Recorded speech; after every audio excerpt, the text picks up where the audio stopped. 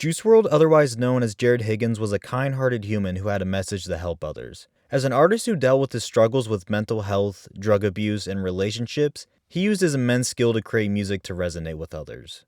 I prefer to say skill and not talent because Juice WRLD had one of the most impressive work ethics in hip-hop history. His album Death Race for Love was freestyled and almost completed in its entirety within 3 days of recording. Since his passing, it has been stated numerous times that he had over 3,000 unreleased tracks in the vault. Now it has been just over 5 years now since Juice WRLD's passing. After a momentous career of having the hip-hop scene in the palm of his hand, it was cut unexpectedly short after just a 2-year run of being in the spotlight. He was dropping platinum records left and right and was on every rapper's wish list to collaborate with him, in hopes of capitalizing off of his infectious hooks and high-energy verses. He had the ability to make any track his own and put any artist's name back on the charts with just a single verse.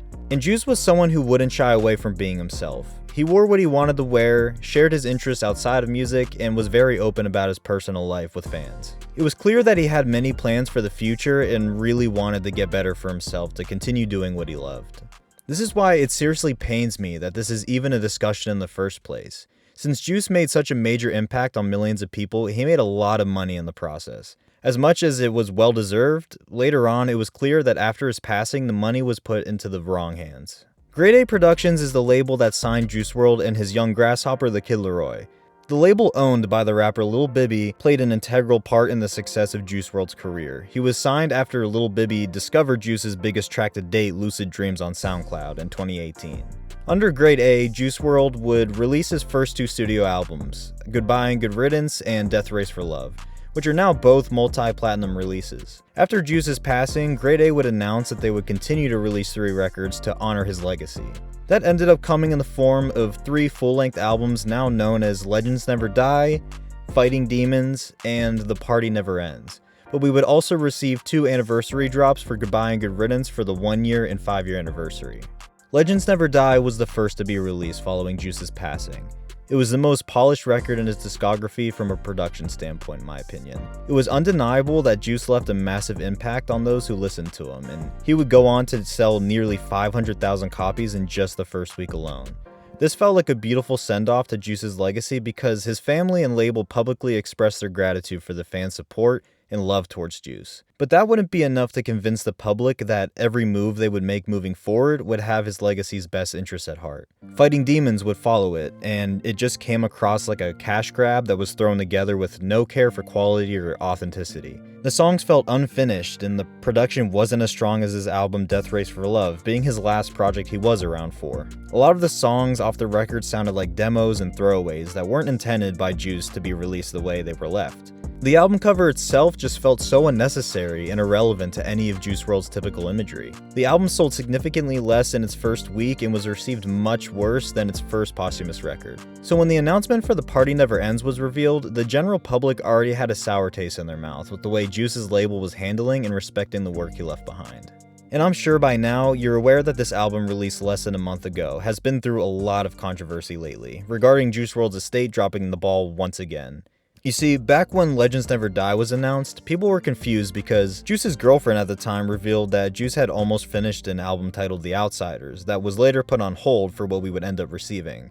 Well, we're now on the last album of Grade A's trilogy of squeezing every last cent of Juice WRLD that they can, and all they have to do to show for it are unfinished albums that are stuck in the 2018 and early 19s era of Juice's career. I mean, he was only 19 years old here, and he would have been almost 26 at the time of this album's release. We never got to hear where Juice intended his sound to go with The Outsiders, and instead the estate has been milking Juice's signature sound for the best part of 4 years now. At this point, we have more solo studio albums under his name since his passing than when he was still with us. Almost every aspect of this release cycle has been disrespectful and unfaithful to Juice's legacy for many reasons.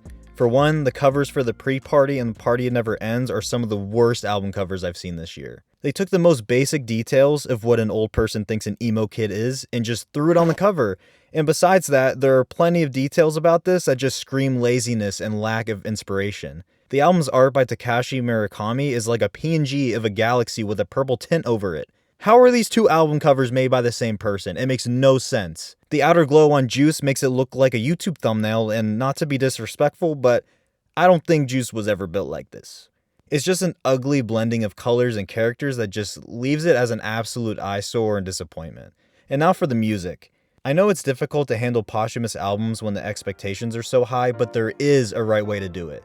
Mac Miller's estate is the #1 example of doing it right. His family is in full control, and they are strictly sticking to finished work that has never made its way onto streaming platforms, just giving fans of Mac easier access to his work that he intended to have fans listen to. But instead, we got a playlist of unreleased songs that just lack identity. And to make it even worse, Grade A plans on releasing a deluxe for this album. To make it even worse, the fans get to vote on the tracks that will be on it. The fact that you have failed time and time again to manage Juice's name for yourself, and now you've resorted to letting the fans pick the tracks they've already heard onto streaming services just for you to make money is just the cherry on top. I can't stand this happening time and time again at this point, to any artist at that. Tyler, the Creator himself, has stated that he put in his will that he disapproves of any posthumous records being released under his name. Now, I don't know how much this carries over in the contractual side of things, but this should be enough evidence that most artists don't want labels messing with their music. You're just letting everyone down, and by the looks of it, this new album is being outstreamed by an album he released over 6 years ago already. For the future of Juice's legacy, I really wish the best. I'm not really sure what the estate intends to do after the Grade A Productions trilogy of Juice WRLD projects are fully complete. For me, I will continue to enjoy what Juice left behind himself and respect the amount of love and passion that went into his message. Besides that, I want to say that I'm glad most of his fans have spoken out about the treatment of his legacy these past few years. Juice WRLD was a titan in the music industry, and if he was still around today, he could have been bigger than he ever was. I hope that we as friends and family can continue to confront these issues in mental health and substance abuse moving forward. Always be there for your loved ones and never let them out of your sight. I really appreciate every one of you guys coming through and watching the entire video to the end, and I want to wish you guys a very happy holiday. I'll see you guys next time, and take care.